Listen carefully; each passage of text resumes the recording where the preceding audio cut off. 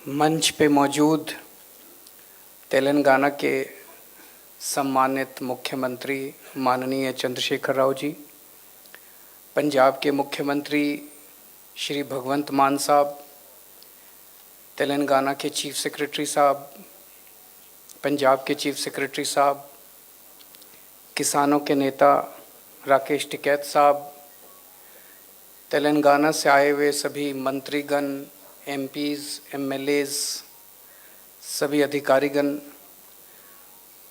और हरियाणा और पंजाब से आए हुए उन सभी परिवारों को जिन्होंने गलवान घाटी में या किसान आंदोलन में अपनों को खोया है, आप सब लोगों को मेरा नमस्कार, आप सब लोगों को मेरा प्रणाम।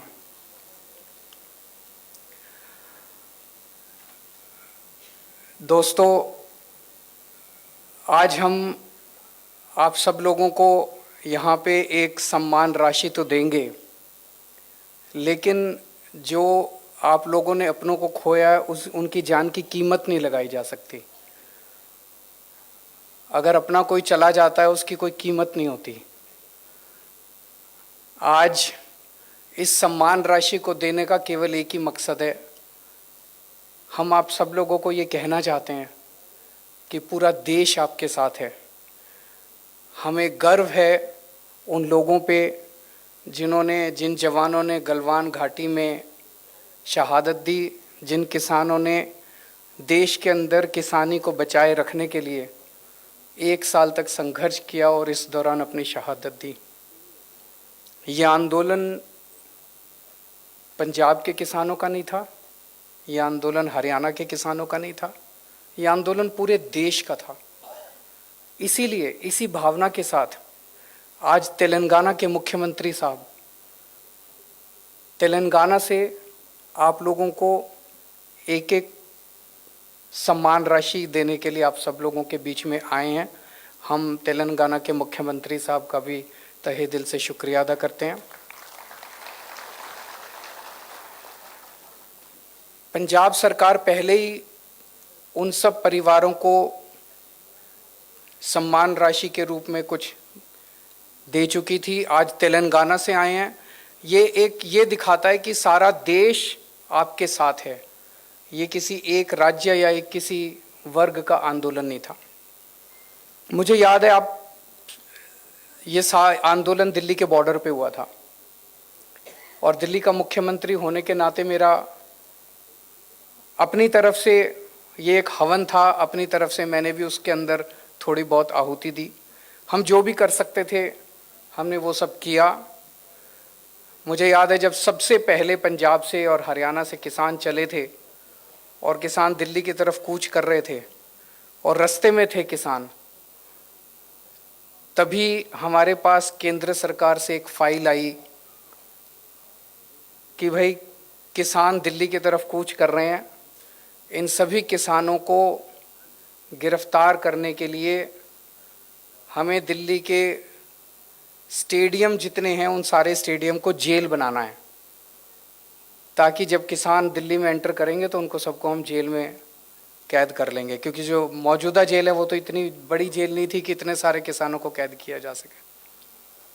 मैं भी आंदोलन से निकला हुआ हूँ, अन्ना आंदोलन से हम लोग निकले हुए हैं और अन्ना आंदोलन के समय हमारे साथ भी यही हुआ था कि अन्ना आंदोलन के समय जितने लोग रामलीला मैदान में जंतर मंतर पे आते थे उन सबको जब गिरफ्तार किया करती थी सरकारें तो जेलें छोटी पड़ जाती थी। तो वो सारे स्टेडियम में हम लोगों को गिरफ्तार करते थे। मैं भी कई दिन स्टेडियम में गिरफ्तार रहा हूँ। तो मैं समझ गया कि ये किसानों के आंदोलन को ख़त्म करने की एक साजिश है। अगर जो किसान दिल्ली के बॉर्डर पे पहुँच रहे थे, दिल्ली में एंटर करने के बाद अगर उनको सबको स्टेडियम के अंदर कैद कर दिया जाता तो किसान आंदोलन उसके बाद वो स्टेडियम के अंदर ही रह जाता। तो वो फाइल केंद्र सरकार के पास आई। किस्मत अच्छी थी कि वो पावर हमारे पास थी स्टेडियम को जेल में कन्वर्ट करने की, और हमने इतना प्रेशर हमारे ऊपर डाला गया केंद्र सरकार के द्वारा कि हमने करने से मना कर दिया। हमने कहा नहीं, हम स्टेडियम को जेल में कन्वर्ट नहीं करेंगे। और उसके बाद इतनी ज़्यादा नाराज़ हुए सब लोग, लेकिन हम किसानों के साथ खड़े रहे। उसके बाद किसानों के लिए लंगर लगाने का पानी का इंतज़ाम करने का दिल्ली सरकार द्वारा, टॉयलेट का इंतज़ाम करने का। तो इस पूरे हवन में मुझे खुशी होती है कि मुझे भी मौका मिला अपने किसान भाइयों को जो संघर्ष कर रहे थे उनकी सेवा करने का। जिस तरह से हम सेवा कर सकते थे हमने सेवा करने की कोशिश की। आज भी जब पंजाब के अंदर हमारी सरकार बनी है, आम आदमी पार्टी की सरकार बनी है, हमारी पूरी कोशिश है, हमारी सबसे पहली कोशिश है कि किस तरह से किसानों की आमदनी को बढ़ाया जाए। हम पूरी तरह से इस नतीजे पे पहुंचे हैं कि जब तक किसानों की आमदनी को नहीं बढ़ाया जाएगा, किसानों की आय को नहीं बढ़ाया जाएगा, किसान देश के अंदर हमेशा दुखी रहेगा, आत्महत्या करता रहेगा, कर्जे में डूबा रहेगा, घर में कोई बीमार हो जाएगा उसके लिए कर्जा लेगा और कर्जे की साइकिल के अंदर डूबा रहेगा और आत्महत्या करता रहेगा। मुझे बेहद खुशी है कि पंजाब के जो नए मुख्यमंत्री हैं मान साहब, ये भी किसानी के बैकग्राउंड से आते हैं और इसीलिए पिछले कुछ दिनों के अंदर इन्होंने जो निर्णय लिए, एक निर्णय लिया कि अभी जब तक अगली फसल नहीं उगाते तब तक एक मूंगी की फसल उगा लेते हैं और मूंगी के ऊपर पंजाब सरकार एमएसपी देगी। ये एक ऐसा व्यक्ति निर्णय ले सकता था जो जमीन से जुड़ा हुआ है, जिसे किसानी के बारे में पता है, और एक ऐसा व्यक्ति निर्णय ले सकता था जो कि किसानों के साथ खड़ा है।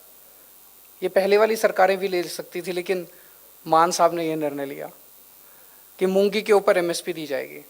दूसरा निर्णय लिया कि जो डायरेक्ट सीडिंग करेंगे उन सब लोगों को 1,500 रुपये एकड़ के हिसाब से उन लोगों को सहायता दी जाएगी।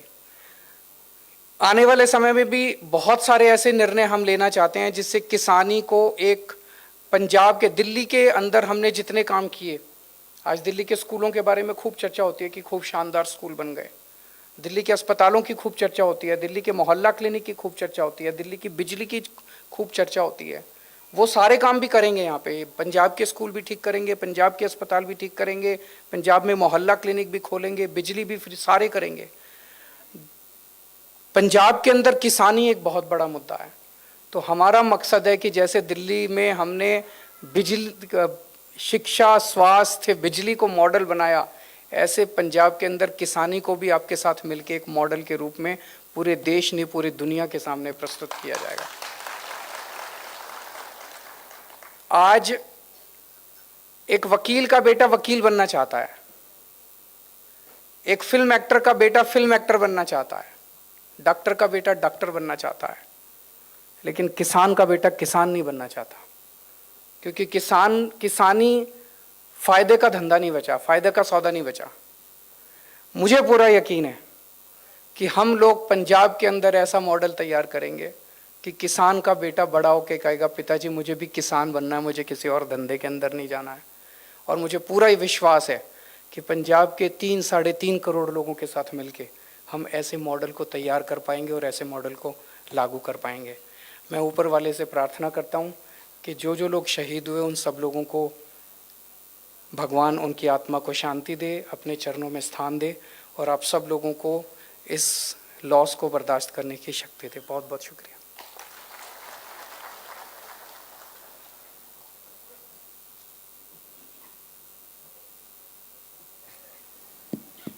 बहुत बहुत आभार माननीय मुख्यमंत्री दिल्ली श्री अरविंद।